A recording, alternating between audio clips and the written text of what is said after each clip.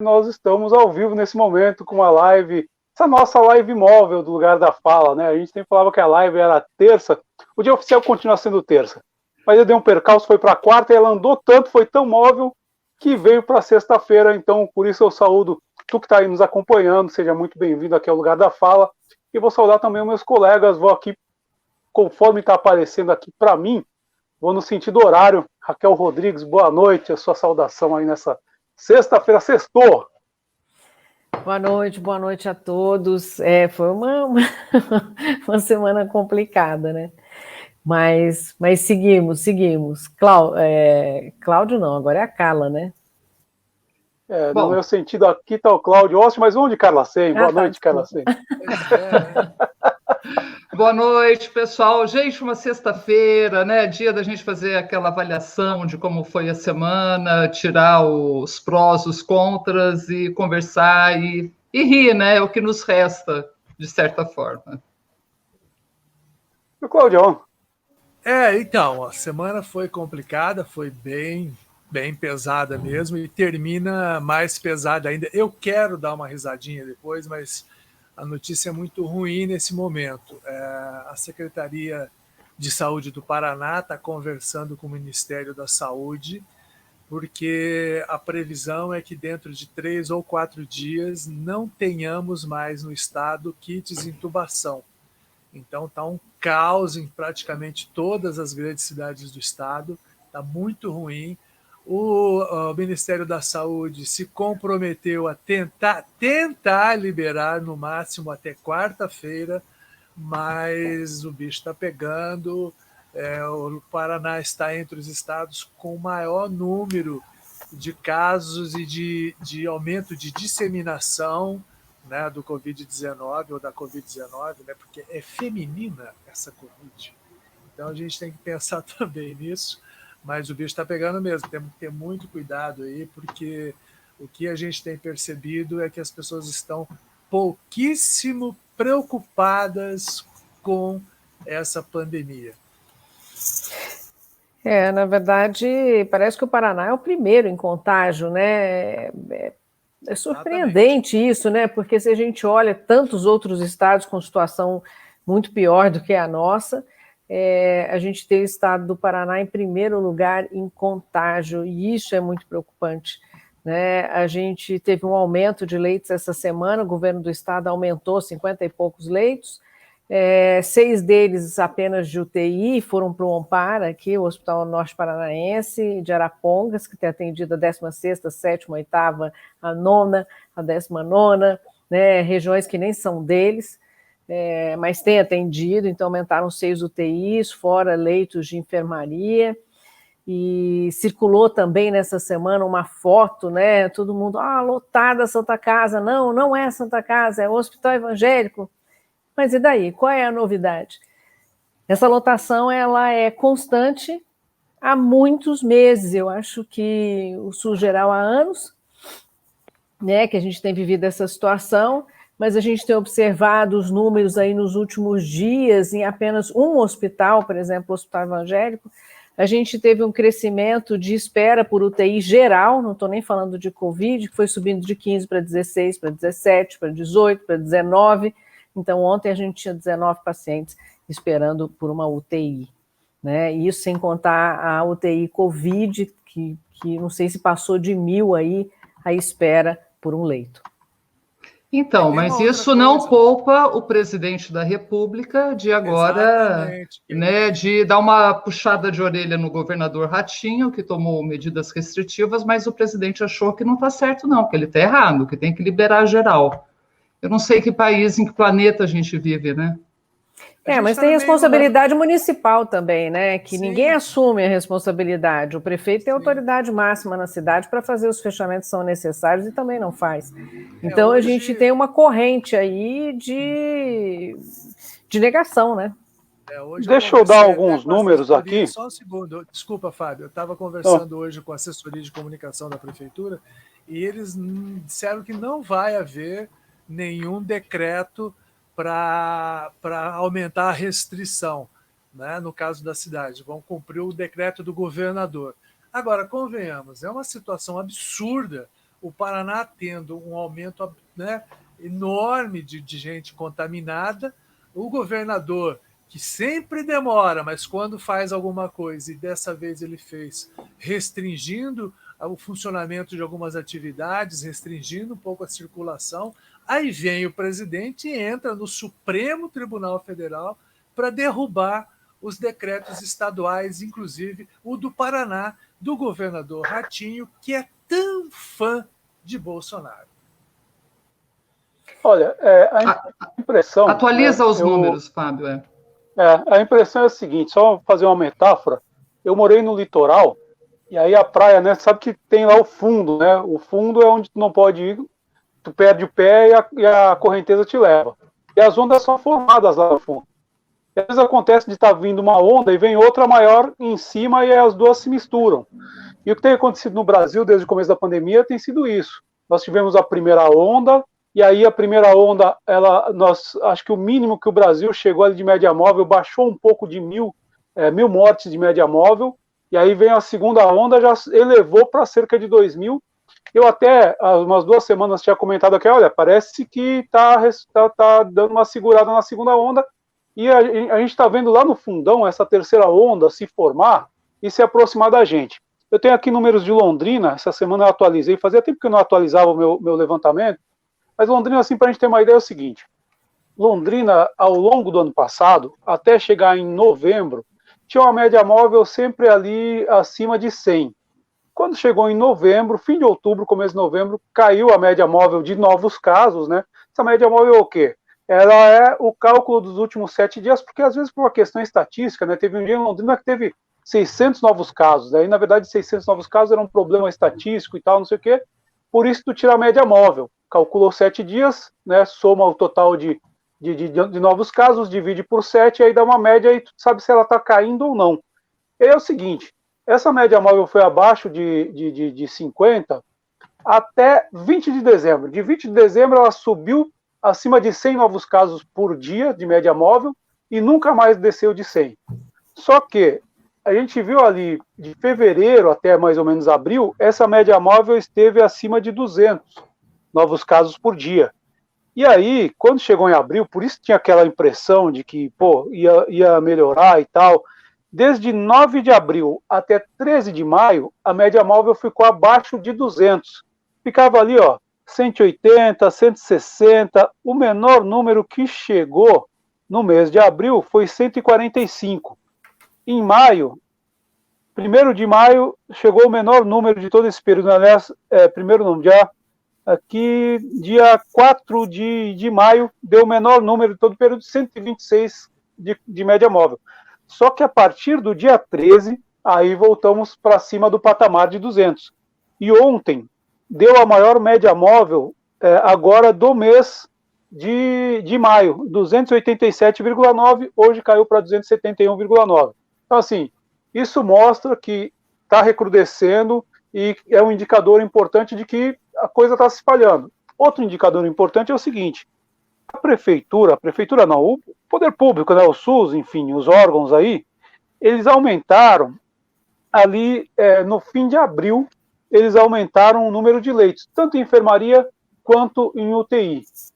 E aí, assim, a gente estava com taxas de lotação de 90%, então tinha assim, tinha chegado, na verdade, no começo de abril tinha passado de 100%, então tu tinha, na época, 90 e poucos leitos e tinha 130 pessoas em UTI, 140, tinha fila porque tinha gente fora da UTI com tratamento de UTI, gente entubada, etc, etc. Teve até aquela cena, não sei se vocês lembram, de um paciente, coitado, se assustou vendo alguém sendo entubado ali do lado, o cara saiu correndo. Infelizmente, o grande temor dele era ser entubado, depois saíram matérias na imprensa, infelizmente ele acabou sendo entubado e morreu.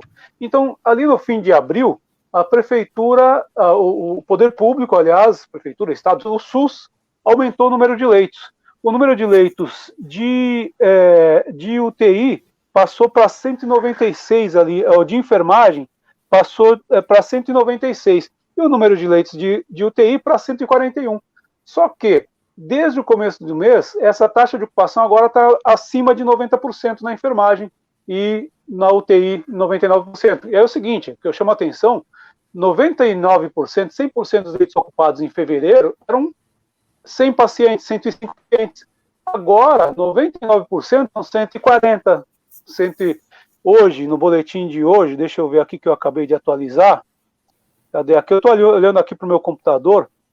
Hoje, aqui em UTI, tinha 144 pessoas. O total é de 146 leitos, 99% de taxa de ocupação.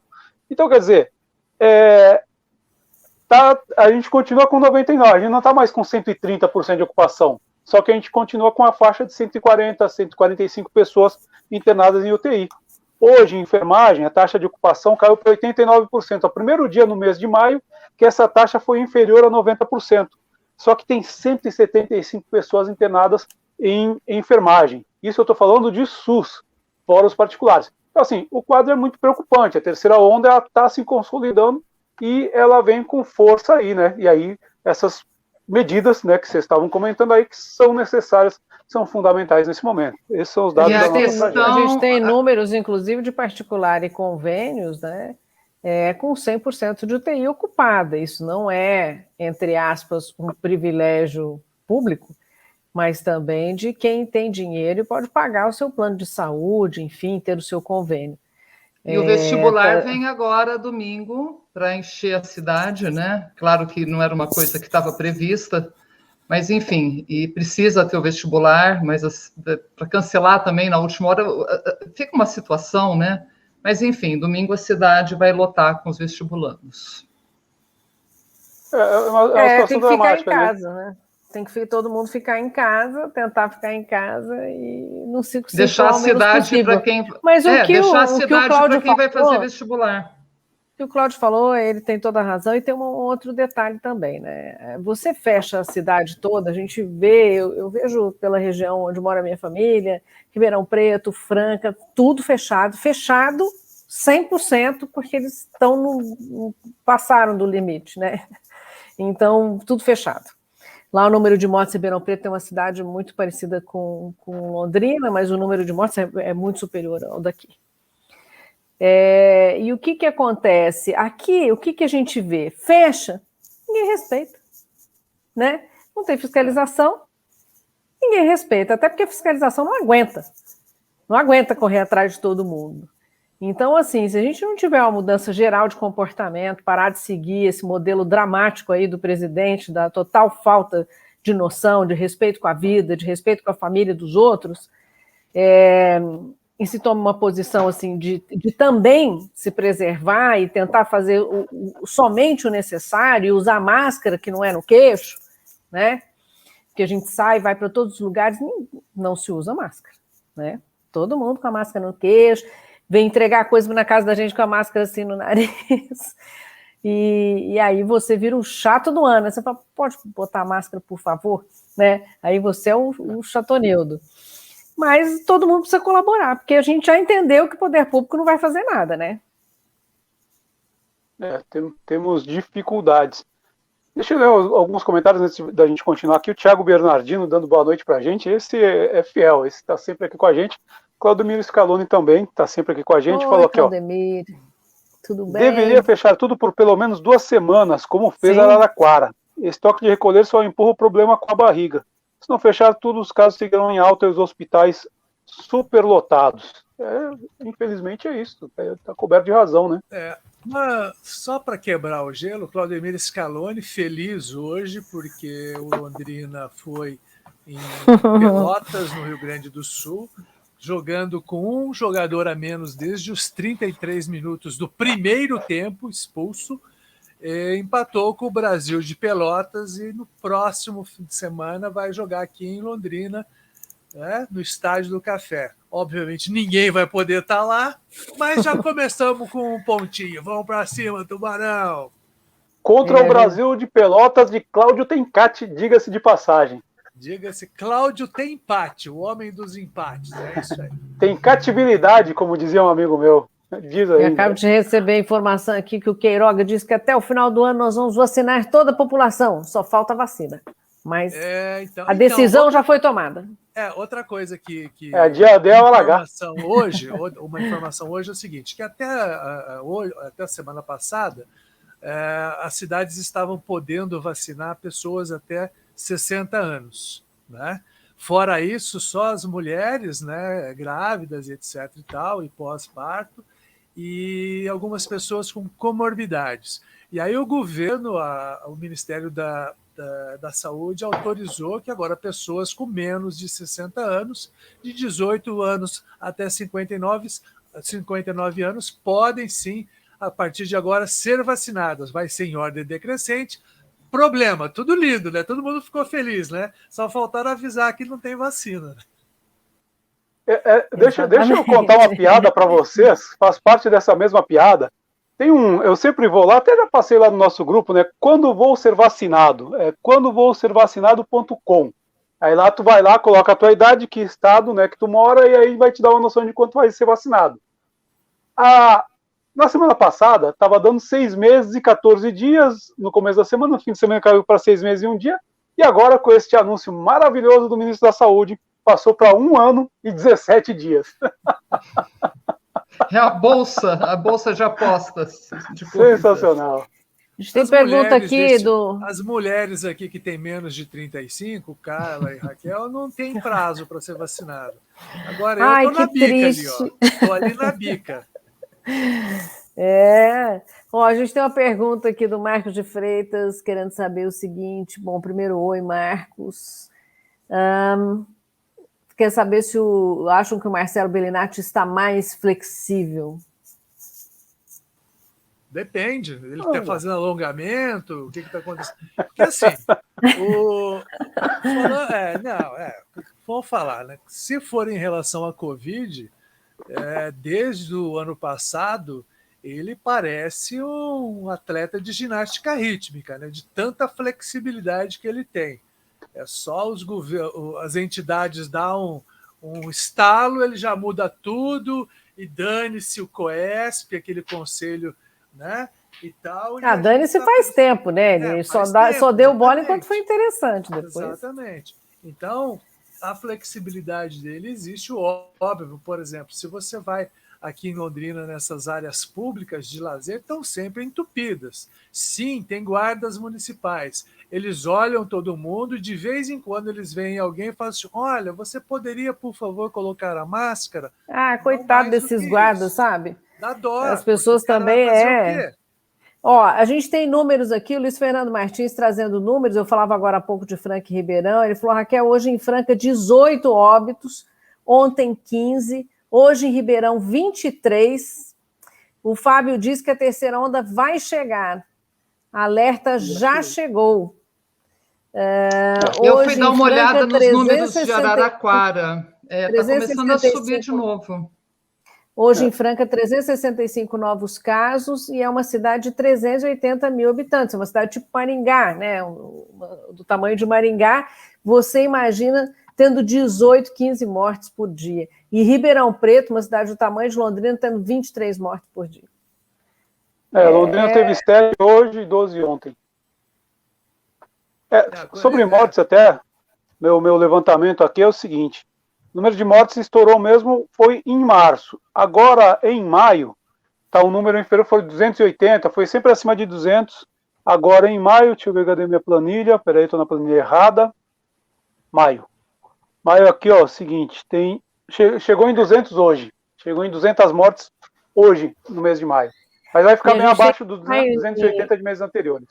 Em consideração, olha, gente, eu estou lendo muitas pessoas voltando, rapidinho, voltando para o hospital com sequelas de Covid. A gente teve um caso de uma pessoa conhecida nossa que teve Covid, ficou muito mal para casa, ficou com 30% da capacidade pulmonar e esses dias voltou, foi internada porque não conseguia vestir uma roupa com falta de ar. Então além disso, a gente tem calculado, né? E eu fui dar uma olhada aqui nos números de Araraquara. Araraquara emite sinal de alerta após aumento de casos de Covid. Está subindo tudo de novo lá, positivação de 20% dos testes feitos. Então, o que acontece? Ao que tudo indica, infelizmente, a prefeitura já deu o sinal vermelho de novo no boletim epidemiológico. O que acontece? É claro que as medidas restritivas são hiper, mega necessárias, mas elas não resolvem o problema. A hora que abre, volta tudo de novo, porque o que evita? Desculpa, só continuar. Uma superlotação em hospital, tem que ter uma contenção para evitar que... Pois é, mas é que a cidade não vai poder ficar fechada o tempo inteiro, né? Então vamos relembrar... Mas as pessoas não vão poder morrer e os hospitais ficarem superlotados. Não, a gente não quer que ninguém morra, mas assim, só pensar no que evita. Vamos voltar ao princípio básico. O que evita é máscara, as pessoas tentarem ficar em casa realmente, não sair para a rua desnecessariamente, lavar a mão com álcool gel e a vacina. As medidas restritivas são super importantes, é o que tudo indica, o Paraná e Londrina mesmo vai ter que entrar de novo, porque tem uma ameaça de uma terceira onda e parece que está muito claro isso, e não tem outra maneira de segurar, enquanto não tiver a vacina, de fazer o tal do fecha, segura, abre, fecha, abre. Agora, infelizmente, Araraquara está aí, vocês abram o jornal e dêem uma olhada. Infelizmente está aí para provar que a hora que abre, passa uns dias, começa tudo de novo. É muito triste, gente, mas é isso. Até respondendo aqui o Marcos de Freitas, meu contemporâneo lá de Auel, a gente bateu chapa no DCE, já brigamos muito, eu e o Marcos, mas a gente envelhece e amadurece. Eu acho que no começo, respondendo Marcos de Freitas, acho que no começo o prefeito ele estava mais firme. E aí depois, com relação à Covid, eu acho que ele ficou maleável, realmente ele não peita as entidades, tem medidas aí que deveriam ter sido tomadas. E, na verdade, também é o seguinte, a gente está com 14 meses já de pandemia, e aí já tem um desgaste político muito grande, porque vai lá o governador, até o governador Ratinho, que é aliado, com uma medida, esse toque de recolher aí é um toque de recolher envergonhado, né? Que até estavam chamando na imprensa de lockdown. Não é lockdown, né? É um toque de recolher envergonhado. São medidas fracas, mínimas, mas vai lá o presidente e bate em cima, Então, infelizmente, esse tensionamento político acaba fragilizando prefeitos e governadores. Eu acho que eles podiam bater o pé? Podiam bater o pé. Só que aí mas, também gente, não é só questão política, Fábio. Tal, né? Mas Fábio... Desculpa, vai, Cláudio, desculpa. Coisa também que incomoda é o seguinte, tá? O Ratinho aumentando restrição, etc. Mas, toda hora os caras aparecem em alguma cidade, em top de deputado a cidade, e mais vereadores, cidades vizinhas e prefeito, para inaugurar iluminação, inaugurar pintura de meio-fio, alargamento de rua. Quer dizer, todo mundo olha para essas cenas dos políticos fazendo campanha, porque daqui a pouco tem eleição de novo, e fala, peraí, então a gente tem que ficar aqui todo mundo preso, eles ficam para lá e para cá, nessas cidades, fazendo zoeira. Houve aqui recentemente aqui em Rolândia, depois aqui em Londrina, com a presença de um monte de gente, né? Um monte de gente, e tira selfie com o Ratinho, e tira não sei o que com o Ratinho. Cadê o exemplo? Agora mesmo eu recebi uma foto, por exemplo, do nosso secretário do Paraná de Saúde, o Beto Preto, em Paranaguá, dando vacina lá no trabalhador do Porto. É necessário o secretário de Estado ir em Paranaguá para dar vacina em uma pessoa para fazer uma foto? Não, né? Então tem a campanha eleitoral dele né? Infelizmente. Tem muito circo em volta disso daí também, né? Há algumas pessoas que estão brigando para que haja um controle de pandemia e há outras pessoas lembrando que daqui a pouco tem eleição e eles querem mesmo aparecer na foto para poder dar uma faturada política, né? Deixa eu fazer uma pergunta para vocês. Tem uma manifestação chamada para amanhã, dia 29, é dia de manifestação no Brasil, convocada pelo MST, por algumas entidades, não só sindicais, mas várias entidades. Tudo bem que elas não querem muito colocar o nome. Quem está assumindo mesmo a movimentação é o ex-candidato do PSOL, né? Como que é o nome dele? Me fugiu. Boulos. Boulos. E eu acho que até ouvi uma entrevista dele, achei pelo menos ele é coerente, ele vai lá, organiza a manifestação e assume, né? Pede o pessoal ir de máscara, enfim. Mas agora uma pergunta, é hora de fazer manifestação? E outra pergunta, como tirar o presidente, né? Assim, como se manifestar contra o presidente sem ir para a rua? Duas perguntas. Pois é, mas é que a gente estava falando a questão dos exemplos. Então, a semana passada, o maluco do presidente sobe numa moto, vai fazer manifestação no Rio de Janeiro, e aí tem aquelas palhaçadas de fora STF, assume os militares e os cambais, é uma bobajaiada. Aí, semana seguinte, aí vai os outros fazer a mesma coisa, né? Com os mesmos procedimentos, fazer a manifestação como... Pô, aí não adianta, não tem... A gente tinha que parar um pouquinho com essa conversa de política, movimentos políticos nesse momento, e pensar mais no movimento de ficar vivo, né? Bom, até aqui em Londrina, a convocação é para 5 horas da tarde na Concha Acústica.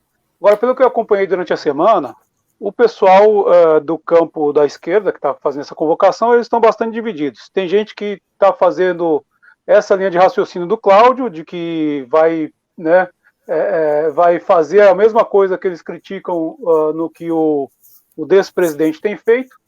E tem gente que já faz um outro tipo de argumentação, que aliás foi o comentário que o Thiago tinha feito aqui, acabei perdendo, mas mais ou menos o seguinte: não adianta decretar isso, aquilo, outro, tal, se o povo está lá no ônibus lotado e não tem como fugir do ônibus lotado porque você vai sair de casa para comer, para conseguir alguma coisa para comer, trabalhar, conseguir dinheiro para comer. Então, assim, tem uma outra coisa que fala assim: o povo já está se ferrando. O povo já está se ferrando, e é o seguinte: se não tiver uma demonstração de força que freie o presidente, ou a gente morre de Covid, ou a gente morre de fome. Né? Então, assim, são duas linhas de argumento.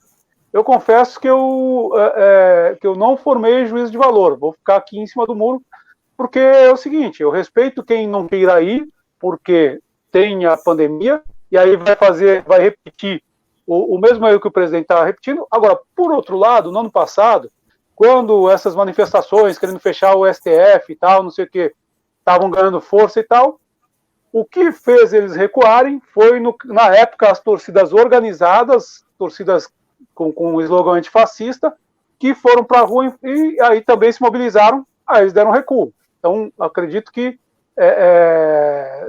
enfim, acredito que essa também é uma argumentação, acho que isso também seria importante. A questão é como frear Bolsonaro. O grande problema do país chama-se Jair Messias Bolsonaro. Nós temos um presidente que agora a CPI está deixando claro, ele foi contra a vacina o tempo todo o tempo, né, incansavelmente contra a vacina. Ele aposta nessa tese, continua apostando nessa tese maluca de imunidade de rebanho, né? Eu vi alguns artigos aí, inclusive na imprensa estrangeira, falando o seguinte: olha, para chegar nessa imunidade tinha que chegar a 70%. Com a taxa de mortalidade, 70% de contaminação, vai matar 1,5 milhão de pessoas. Fácil, fácil. É 1/3 do que já morreu hoje, que já foi uma catástrofe. Né? Continuando nessa tese. Aliás, outro estudo que eu vi é o seguinte: Manaus, que já chegou a 76% de contaminação, não teve imunidade de rebanho. Enfim, aí tem um presidente que está jogando a favor do vírus, claramente. Os caras continuam persistindo na cloroquina, caramba. Isso aí tem que ser discussão médica e não política. Só queria fazer uma colocação que é o seguinte: quer dizer, pelo que eu entendi do raciocínio de Fábio Silveira, com relação às manifestações, ele fez uma coisa que, estranhamente, eu nunca tinha visto ele fazer. Ele tucanou, ele foi para cima do muro. Ele ficou estacionado em cima do muro. Fábio Silveira, você já foi diferente. São os seus cabelos brancos, Fábio Silveira? Não, eu acho que é o seguinte: vai dar discurso pro cara. Não consigo chegar a falar, não, é melhor ir ou melhor eu não ir. Né? Até porque eu estou aqui analisando, não estou me posicionando. Né? Mas eu acho que é importante frear mas se o Lula foi lá fazer oi para o Fernando Henrique, qual que é o problema, Cláudio? Você também, Cláudio. O Lula e o Fernando Henrique são duas pessoas. Agora, uma manifestação requer mais do que duas pessoas. E agora falando, mudando... Não, o Lula quase tucanou, porque se ele fez assim com o Fernando Henrique, né? Então tá tudo coerente, Fábio. Agora, mudando um pouquinho de gato para mala, mas falando da tragédia da Covid... Eu vou jogar aqui uma polêmica, porque eu sei que haverá defesas e ataques, Esta semana morreu Jaime Lerner, que foi 3 vezes prefeito de Curitiba, foi 2 vezes governador do Paraná. Inegavelmente um urbanista que mudou a forma das pessoas verem as cidades a partir de Curitiba, mas ele provocou um estrago no Paraná. Eu queria ouvir a opinião de vocês sobre Jaime Lerner, que morreu esta semana aos 83 anos, vítima também de complicações da Covid. Como você disse, um respeitável urbanista, ele tem um marco importantíssimo aí, por ter feito esse diferencial da cidade de Curitiba, que ficou para sempre, né? Já se passaram várias décadas aí, e realmente é um marco. Agora, é inegável, e não dá para esquecer, um outro marco que ele deixa, extremamente impactante para todo o estado do Paraná, que foi um marco de corrupção, de concessões de 30 anos, né, de pedágios que não foram resolvidas até hoje, né, que está aí toda essa discussão até o momento, empresas que ganharam seu dinheiro, não fizeram o combinado, enfim, por N motivos que já foram mostrados aí até em CPIs. Tem uma questão também da parte educacional, uma greve de 169 dias, se não me engano, que impactou bastante as universidades estaduais e mostrou uma tremenda falta de diálogo do governo com a educação, vamos dizer assim, que também é um marco muito importante. Então, claro, nesse momento que ele morre, é inegável deixar o valor dele como urbanista, como profissional que ele foi, que realmente ele era diferenciado, tinha uma equipe diferenciada também, tinha ideias muito modernas. Mas não podemos esquecer, e não temos como esquecer, porque ainda estamos pagando o preço disso, né? De muita corrupção, de concessões que não deveriam ter sido feitas, de negociatas aí que ficam muito claras, e um legado muito ruim para o Paraná. Bom, seguindo na análise, eu tenho certeza que o próprio Jaime, ele não declarou isso oficialmente, mas ele preferia não ter, eu acredito que depois de, quando a idade chegou, 20 anos se passaram, 30, enfim, ele com certeza preferia ter esquecido, e os paranaenses também, a decisão dele de ser governador, porque realmente foi um governo que não funcionou, ele foi... Muitos curitibanos acham, né, e há críticas também, mas muitos acreditam que ele foi um excelente prefeito de Curitiba, e deixou marcos que realmente urbanísticos, né, e culturais dentro da cidade. Era um boa praça, uma pessoa... Eu tive oportunidade de trabalhar com o Jaime no governo, e ele sempre foi uma pessoa muito fechada, muito reservada, mas nos poucos momentos com que ele se dispunha a conversar com as pessoas, muito boa praça, muito inteligente, um frasista. Aliás, ele tem uma frase que eu não vou esquecer nunca. Ele tinha pavor da imprensa londrinense, né? Como todo governador tem, porque ele aparecia aqui... Por que será? Ele descia aqui em Londrina e vinha preparado com as ideias e tal, e a imprensa massacrava. Londrina e Cascavel também tem muito essa característica, né? Curitiba é mais condescendente, né? Aquela coisa mais chapa branca, assim. E ele detestava, né? Ele se sentia muito incomodado. E um dia ele virou para mim e falou assim: aquela Patrícia Zanin, porque na época que ele estava de governador, a Patrícia Zanin, a nossa amiga de todos aqui da Universidade FM, da FMUEL, super jornalista, era jornalista de política, era repórter de política da Folha. E ele falou assim... Eu era editor dela, e ela era realmente muito boa. Ela popular sem dó. Não, e o Jaime, eu aprendi a chamar de Jaime também, né, por conta do trabalho lá. Ele falou assim: essa Patrícia, eu vou te contar, ela vem com aquele jeitinho todo meigo dela, tal, tudo bonitinho, e quando você vê, ela tirou até a unha encravada. Eu achei fantástico. E é isso mesmo, né? Bom, mas enfim... eu lembrei, vocês estavam falando, eu estava anotando aqui algumas das ideias geniais, né, que tudo indicava que eram geniais no começo do governo, e depois, conforme foi passando o governo, a gente, infelizmente, viu que não funcionaram, né? As vilas rurais, que no papel eram geniais, foi uma pena mesmo que não deu certo, mas não funcionou, enfim. os Jogos da Natureza, que eram outra super ideia, e a Universidade do Professor. E tudo isso, ou seja, pegando os projetos que não deram certo com a história do pedágio, que foi realmente a concessão, no mínimo, assim, para a gente dizer o mínimo do mínimo do mínimo, aquilo lá foi a grande facada no coração do paranaense que precisa das estradas, né? Então fica difícil eu defender. Porque a questão do pedágio tem dois pontos que foram muito emblemáticos. Primeiro, a instalação dos pedágios, da forma como foi feita, e aqueles contratos absurdos. Isso foi na metade do governo dele, do primeiro governo dele. Quando estava para terminar o primeiro mandato dele, o que ele fez? Ele reduziu o valor das tarefas pela metade. Pela metade. Deu um barulho danado, conseguiu ganhar a eleição. Eu lembro até hoje, porque nesse período de campanha, ele entrou um dia na redação da Folha de Londrina, eu era editor do Informe Folha, uma coluna política que tinha lá.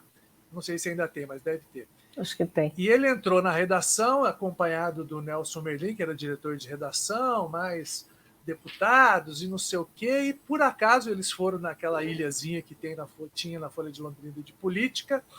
Aí alguém falou, esse aqui é o Cláudio do Informe. Ele me olhou assim, ele começou a rir, falou assim, então é você que me fode todo dia? Eu falei assim, por merecimento. E ele falou, não. Eu falei, cara, é impressionante as coisas que vocês fazem com relação ao resto do Estado. E aí ele deu aquela risadinha e tal, daí vem o pessoal, o diretor... O Jaime Lechins, que andava muito com ele.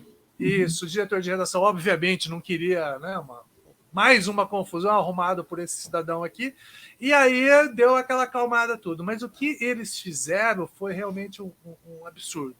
E tem uma coisa que ficou muito marcado, e desde essa época eu brincava, falava assim que Curitiba tem 2 prefeitos, a gente acabava escrevendo muito isso, que era o governador e também o prefeito do local, né? E aí eu comecei a chamar Curitiba de capital de todos os curitibanos, porque a impressão que se tem é que o Estado é só Curitiba. Né? Há muitos anos, né? Exato. Você sai de Curitiba, não há um lazarento de um governador que tenha um olhar um pouco mais longe. Tá? Acho que talvez o único, e aí eu vou dar a mão à palmatória, o único, aliás, o último que teve um olhar um pouco mais para o interior foi o Álvaro Dias, que fez muita obra no interior do estado. Depois dele, foi uma lástima. Quando o Beto Richa vinha para Londrina, não, a cidade não precisa de gente no primeiro escalão porque vocês têm um governador. Me engana que eu gosto. Olha aí como é que está até hoje. É a mesma conversa fiada do Ratinho. Bom, primeiro, né, desejar condolências à família e depois dizer que dos 30 anos que eu moro no Paraná, esse ano está fazendo 30 anos, foi o pior governo que eu vi no Paraná. Eu tenho 2 lembranças do Jaime Lerner, ou do Jaime, como diziam os curitibanos. Tenho 2 lembranças. Uma, durante a campanha de 94, ele veio num debate na UEL. Eu era aluno de graduação e era do movimento estudantil. E ele era do PDT, que a gente achava que era um partido de esquerda, né? E aí tinha aquela coisa de... a Carla caiu. Daqui a pouco ela volta. Tinha aquela coisa de... Carla, que gostamos de você. Pode Hashtag volta Carla. Aí tinha aquela coisa de... na época, porque tinha a aliança do FHC com o PFL, e ele também estava se aliando ali com o PFL. Né? E eu lembro que no debate ficamos eu e uma galerinha lá com uma nota de R$1 balançando para ele, para chamar de vendido, e ele não se concentrou, ele não conseguiu debater, acho que foi o primeiro trauma dele com Londrina, que ele teve vários outros depois, né? Lembrar que ele foi vaiado lá, lembra do pré-olímpico, ele e o Bellinati, o Antônio Bellinati, foram vaiados lá, né? Com um coro bem bonito para eles. Foi uma e a segunda lembrança que eu tenho... bonita de ver.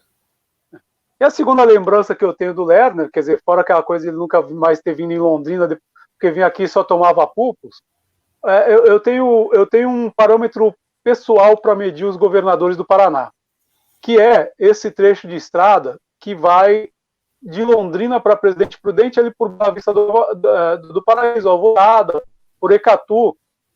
Eu falo isso porque a minha esposa é de Presidente Prudente e há 20 anos, há mais de 20 anos, que eu vou sempre para Presidente Prudente, dirigindo. E assim, o meu parâmetro é o seguinte: aquela estrada, para mim, quanto pior ela está, pior foi o governo. e no fim do governo Lerner parecia que tinha sido bombardeada, parecia que assim tinha sido bombardeado porque era só buraco. Então, para mim, foi o pior governo nos 30 anos que eu moro no Paraná. Fábio, você que enxerga melhor aí, a gente tem vários comentários aí, quem está nos acompanhando, se quiser ler um pouquinho. Eu enxergo melhor porque eu estou com o notebook aqui, ó. Eu estou aqui... Luiz Fernando Egídio... Opa. Tentando enxergar. Luiz Fernando Egídio disse que o estado do Paraná vai até Ponta Grossa. E os daqui, quando passaram de Ortigueira, muda o sotaque. Ou seja, o Ponta Paraná para eles, falei. né? Ponta Grossa tem um deputado e um secretário para chamar de seu. Né? Ó, a gente tem que parar de fazer críticas a Carla voltou. Lerner, porque senão a Carla sai, tá? Vamos parar com isso. Agora eu vou voltar e falar a segunda parte da minha fala para falar bem do Jaime Lerner, para ele não me puxar o pé. Não, só uma eu voltei. Aqui o Luiz Fernando Egídio, ele está dizendo aqui sobre aquele projeto Farol do Saber, que na verdade não era do Lerner. Não era do Jaime, era do Rafael Greca. É do Rafael Greca. E uma época eu trabalhei no SBT lá em Curitiba, e a gente brincava que era muito mais farol do que saber. Mas, enfim, são coisas do passado. Não, gente, só para agora fazer a outra parte, né? E... Você foi lá no fundo se preparar e voltou, não é isso? Tomar coragem. Daí eu lembrei, ele vai puxar meu pé à noite. Deixa ele era uma pessoa tão querida, assim, realmente quem trabalhou com ele, e você pega o Face e assim, ninguém é brilhante, né? É uma pena que ele bom, vamos lá, é uma pena que ele realmente não tinha a mínima vocação política, e quando a gente fala isso, não é um elogio, evidentemente, porque não devia ter se metido a governador, a prefeito, sem ter essa vocação política, então fica o recado aí, não basta ser técnico, não basta ser inteligente, não basta ser brilhante para assumir um governo, você tem que ter um perfil, e não é político, daí não é nem carisma, porque ele brincava, inclusive, que ele não era carismático, que ele era um cara asmático, que ele era mesmo, né, todo ferrado.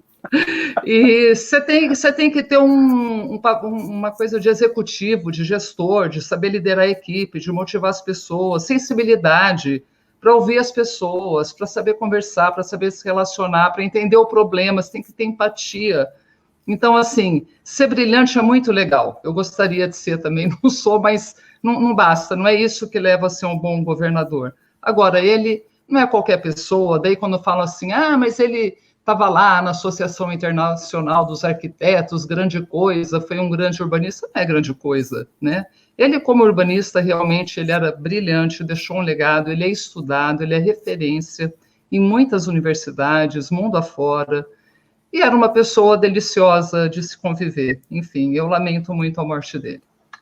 E teve uma coisa, só de curiosidade, aí um molhozinho, o Lerner, ele foi contratado, né, para fazer o projeto aqui do Calçadão de Londrina. E também participou do primeiro plano diretor de Londrina e também do primeiro plano diretor de Curitiba. Mas no caso de Londrina, a RPC, a Globo daqui de Londrina, ela fez uma matéria falando sobre o Jaime Lerner, lembrou que ele projetou o calçadão e não comentou na matéria que foi no governo de Antônio Casimiro Bellinati. Seu Antônio Tchubila ficou tão puto que colocou um post no perfil dele de Facebook reclamando da RPC que não citou o governo dele.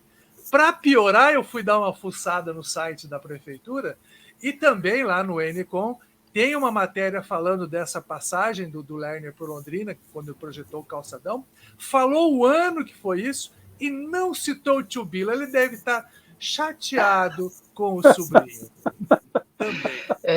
O Marcos de Freitas está fazendo uma provocação aqui, mas vamos ler. Carla, eu e você fizemos parte do governo Lerner. No entanto, também acho que não deveria ter ocupado, que o Jaime também não deveria ter ocupado o governo. Aí, concordando que o meio político atrapalhou sua trajetória, bom, foi uma decisão dele, né? Não acho que o meio político atrapalhou, acho que ele tomou a decisão errada, mas enfim. Você acha que a pressão Emília Antônio foi determinante na compra da Copel, em parte, do Sercontel? Sim, claro que sim. Sim, até porque rendeu dividendos na campanha, né, da eleição, né?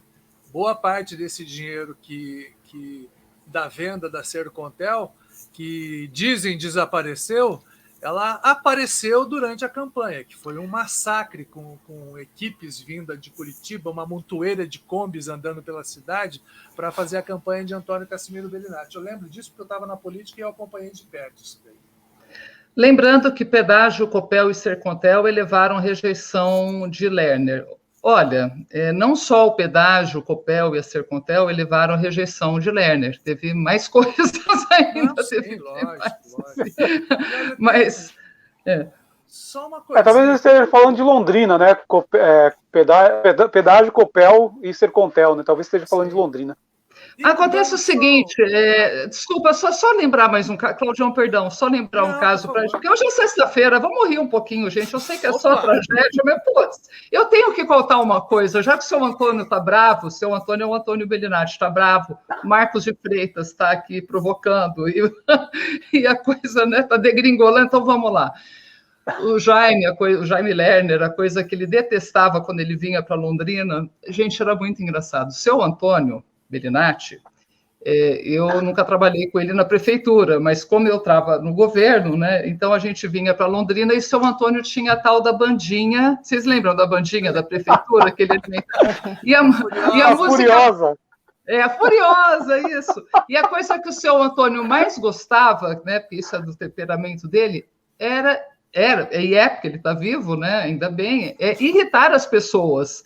Então, ele sabia que o Jaime Lerner detestava, que o Jaime Lerner odiava vir para o interior, odiava político do interior, odiava o Bellinati, odiava prefeito de cidade pequena. Ele odiava gente, né? É isso, o povo. Ele odiava. Ele não gostava de povo, esse contato pessoal. Ele gostava, não, mas isso a assessoria dele brincava, né? Ele gostava de dar entrevista para jornalista da Veja, do New York Times, do Le Monde.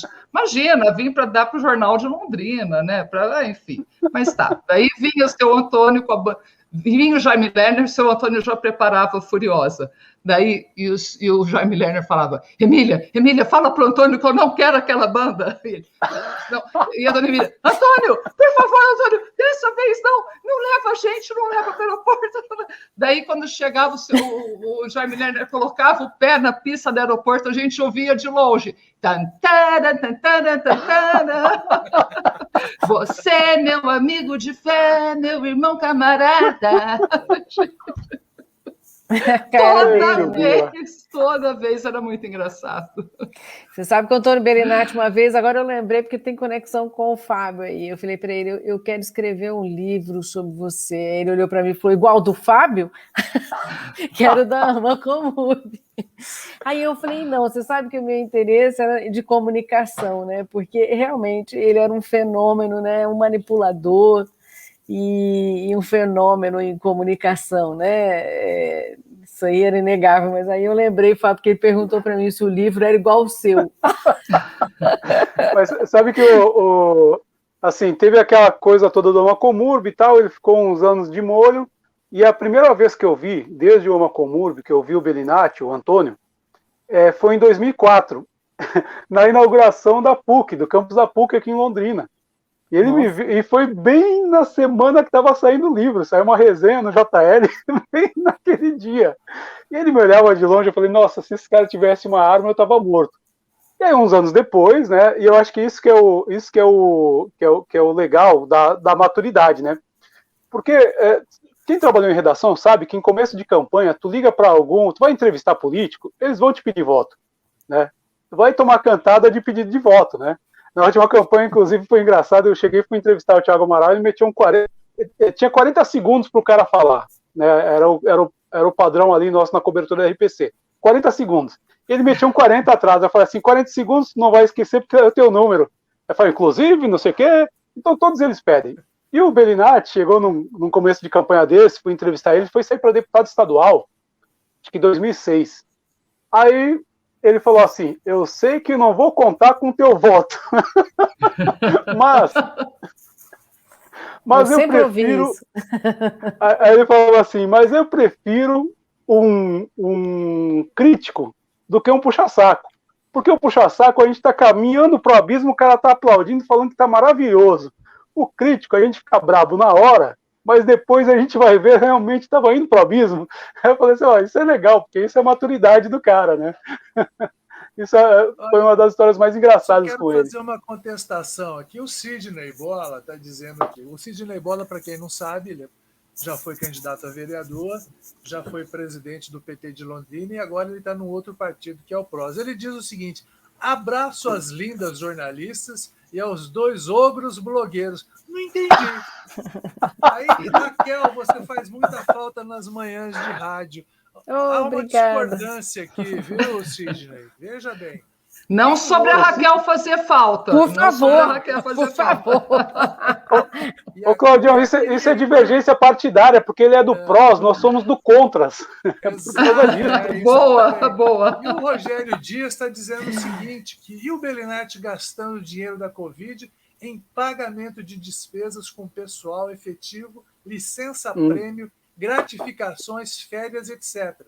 Não está explícito na LC 172/2020 que isto pode ou não pode, mas é imoral, mesmo que seja para a saúde, pois essas despesas já tinham o orçamento no LOA, que é na lei orçamentária, aprovada antes do Covid. Só para dar uma contextualizada, o Rogério Dias já foi secretário da Prefeitura de Londrina, no governo Kiref, e é um tarado por contas públicas. Ele esmiuça as contas da Prefeitura ininterruptamente. Se tem um cara nessa cidade que conhece de conta pública da Prefeitura, é Rogério Dias. Vamos dar uma questionada, seu Rogério, pode ficar tranquilo.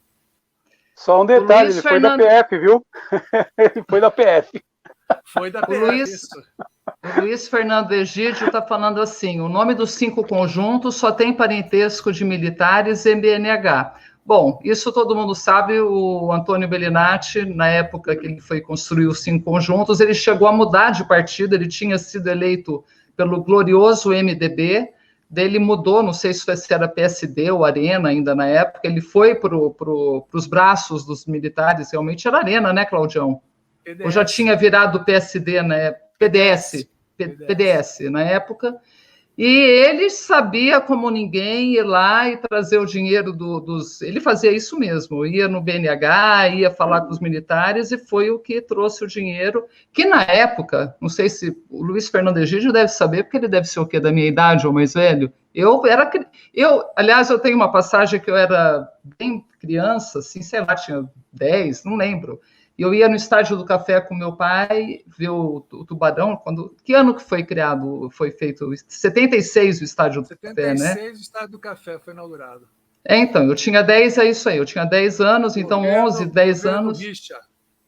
E daí, 12 anos eu devia ter, porque começou a aparecer as casinhas dos 5 conjuntos. E meu pai era bem, assim, pequeno burguês, começando a vida, mas rotariano, morando no centro da cidade. Um dia eu falei assim: ai, que linda essas casinhas, tudo branquinho. Porque para a cidade, para Londrina da época, foi um escândalo os 5 conjuntos aparecer. Esse prefeito está enchendo a cidade de pobre, a gente não quer pobre. E daí eu falei... Londrina sendo Londrina, né? Exato.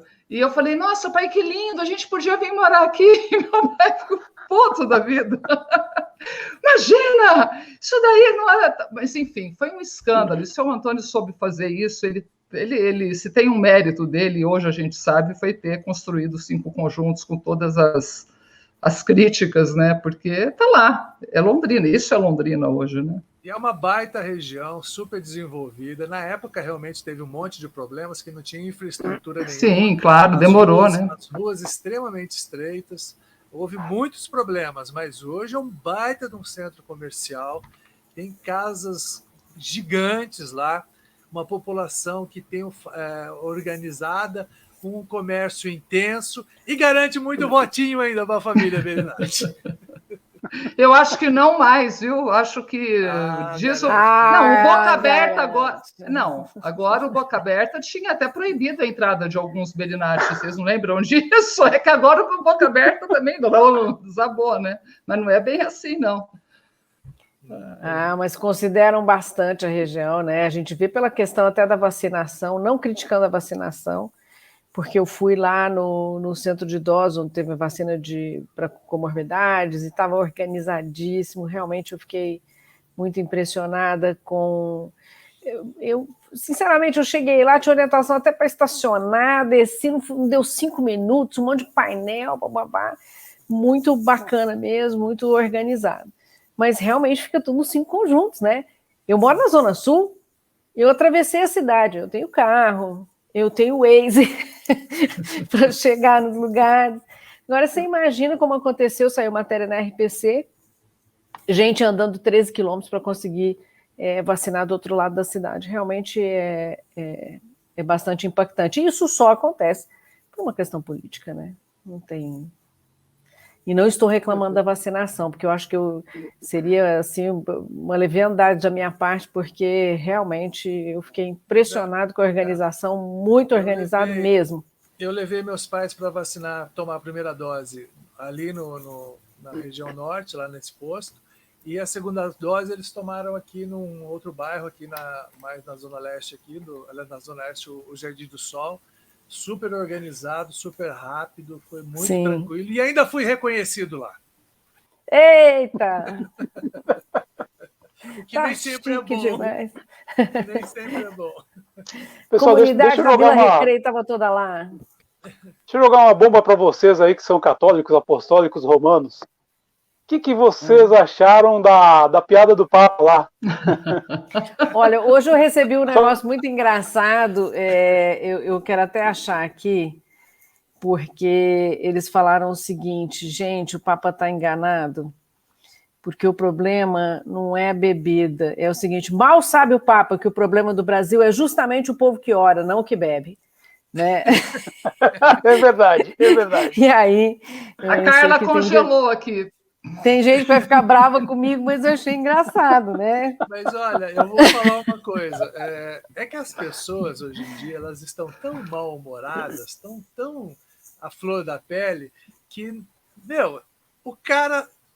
esse Papa aí, ele é um cara boa praça, ele se diverte, ele dá risada, ele não quer ter aquela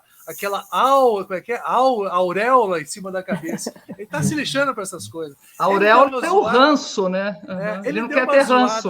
Ele deu uma zoada legal, porque ele sabe da rivalidade com os argentinos, né? Fez uma brincadeira que tem muito fundo de verdade, como esse meme que você recebeu. Tem mesmo. Hoje, esses dias atrás até foi engraçado, eu encontrei estava num velório, olha só, situação engraçada, mas estava num velório, e alguém veio me falar, falar sobre aqueles outdoor que colocaram aqui em Londrina, e tirem a esquerda do PT, do altar, tiram não sei o quê, fizeram uma baixaria contra o arcebispo aqui de Londrina, né? E aí eu comecei a ouvir aquilo e tal, e eu falei assim, vou te contar uma coisa, eu nunca conversei exatamente com o arcebispo, nunca tive uma audiência com ele, mas eu trombei com ele num evento uma vez, eu falei, olha, cheguei na frente dele e falei assim, Dom Jeremias, não conheço o senhor também não me conhece, mas só pelo que fizeram aí, eu tô com uma admiração pelo senhor que você não imagina. Ele falou, por quê? Eu falei, se os caras estão fazendo isso, é porque você está fazendo muita coisa certa por aqui, viu? Porque, imagina, você pegar grupos religiosos que deveriam ter paz no coração, amar o próximo, né? Tolerância, respeito. Fazer uma baixaria dessa, eu falei assim, olha, pô, arcebispo, nem conheço você direito, nem sei da sua história, mas já estou gostando. E com essa agora o Cláudio Oste acaba de ser cancelado, né? Pela galera aí que botou outdoor. Mas eu achei sensacional essa carta do Papa. Eu já estou acostumado aí, porque o que me jogam... Como é que diria aquela pedra? Se eu juntasse as pedras que me jogam, eu já teria uma mansão. Essa foi foda, né? Um muro. Mas eu achei sensacional a sacada do Papa. Foi sensacional. Embora eu também acho que aqui o problema é exatamente o contrário. O pessoal reza demais. Pois é, mas pelas coisas erradas, né? Que a gente percebe muito. Exatamente. Agora falando sério, né? Para quem já leu a Bíblia, e eu faço uma brincadeira algumas vezes, que muita gente acaba se incomodando, que a pessoa começa a falar muito de Bíblia, eu falo assim, mas qual Bíblia que você está falando? O Velho Testamento ou o Novo? Por quê? Porque no Velho Testamento você tem um Deus vingador que manda praga para o Egito, arrebenta com Sodoma e Gomorra e vinga os cambau, né? No Novo Testamento, fumou umzinho, deu uma relaxada e a paz e amor. Né? Vamos falar. Então, as pessoas, elas... E tem um ensinamento da Bíblia que é o famoso, que é o máximo, né? Amar-vos uns aos outros. Pronto. Resolveu. Agora o povo tem um ódio de uns dos outros que é uma coisa de maluco, né? Vai na igreja, ajoelha, mas tem um ódio dos outros. Que já começa olhando o vestido e o sapato da que está na frente. Né? Eu tenho uma coisa de criança, assim. Eu estudei em colégio de freira. Eu morava em Brasília, estudei em colégio de freira até minha adolescência. Mas eu daí, sempre notei isso pelo seu bom coração. Pois é. E daí, quando eu fui para Franca, o melhor colégio que tinha em Franca, e esse é o grande legado da minha vida, que é estudo, né? Que minha família sempre colocou muito em primeiro lugar, a escola era espírita. Fundação Educandário Pestalozzi Espírita. De dar passe, de tudo. Aí eu fui para o colégio espírita. Aí você imagina a confusão que é isso, né? Juntou tudo, né? Muitas experiências aí. E eu fico sempre com o pé atrás com essas coisas de religião, assim. Não gosto de fanatismo, sou uma pessoa de muita fé. Minha mãe brinca assim, mas vocês não rezam? Fala, mas eu rezo, eu não vou na igreja, porque desde criança eu ouço aquilo. Vai na igreja, fica olhando para o sapato, para a roupa da frente, comentando que a fulano fez não sei o que se canta. Eu falei, mas vocês foram para a igreja fazer o quê, gente? Foi lá ficar com converseiro fiado, né? Eu sei que nem todo mundo faz isso, né? Mas eu fiquei muito com essa imagem assim. E hoje eu vou em igreja vazia.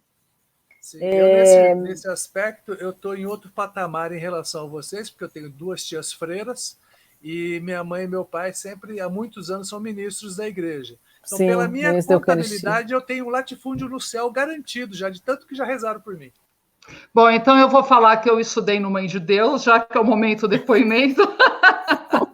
Eu tive aquela sainha plissada, linda, e para fazer educação física era com sainha plissada. Eu acho que está todo mundo caindo, que eu não estou ouvindo ninguém.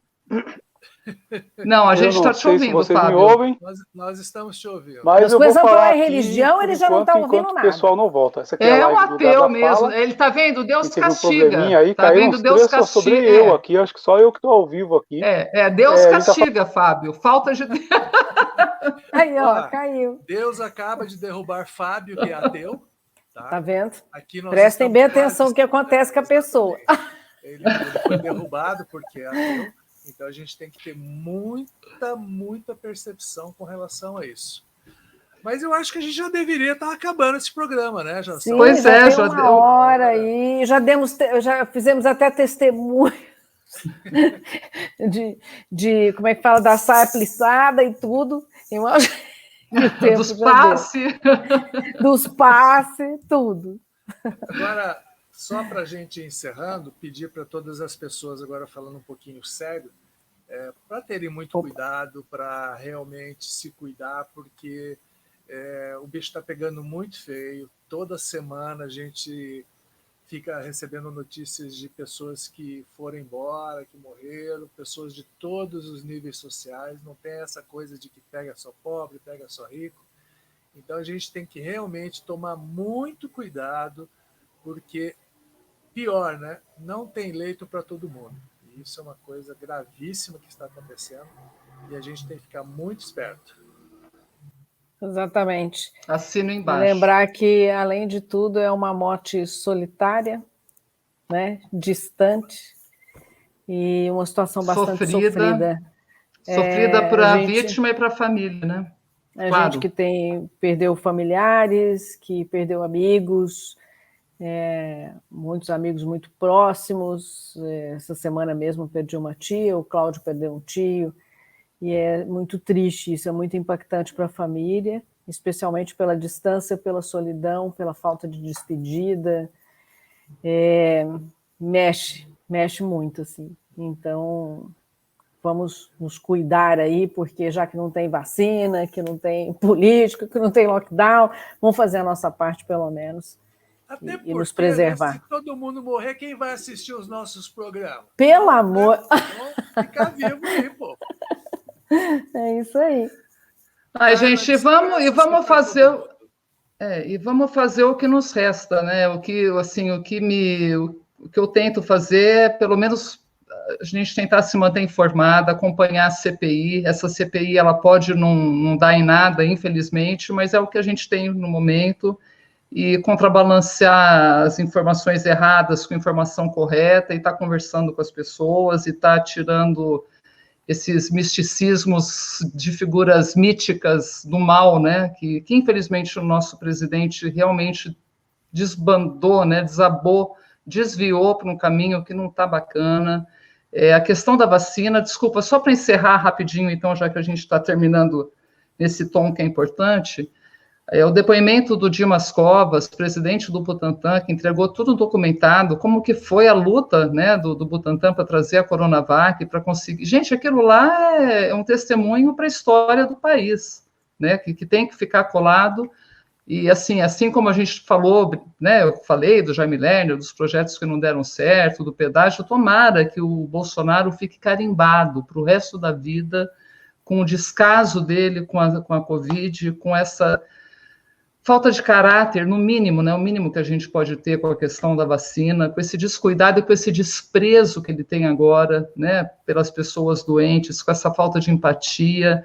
E ver o Bolsonaro no domingo com aqueles motociclistas, hoje ele deu outra, né? Hoje teve mais declaração, ontem, falando de que é idiota de novo, quem faz restrição, enfim. Tomara que isso grude nele para todo sempre. Amém. E agradecer a todas as pessoas que participaram aqui com a gente, mandaram mensagem, a gente não conseguiu responder junto aí, mas obrigado pelo carinho, por tantas mensagens aí. Esperamos vocês aí na próxima terça. Foi adiado para terça, quarta, quinta, sexta, mas terça estamos de volta. E lembrar que esse programa ele vai estar disponibilizado também no YouTube. Amanhã ele vai estar no YouTube. Tá? Vocês, por favor, compartilhem, mandem para os amigos, para os inimigos. E não adianta o Fábio querer continuar com a programação, que a gente está encerrando. Você voltou simplesmente para dizer boa noite, tchau, Fábio. Vamos deixar o último tchau para ele, então. É com você, Fábio.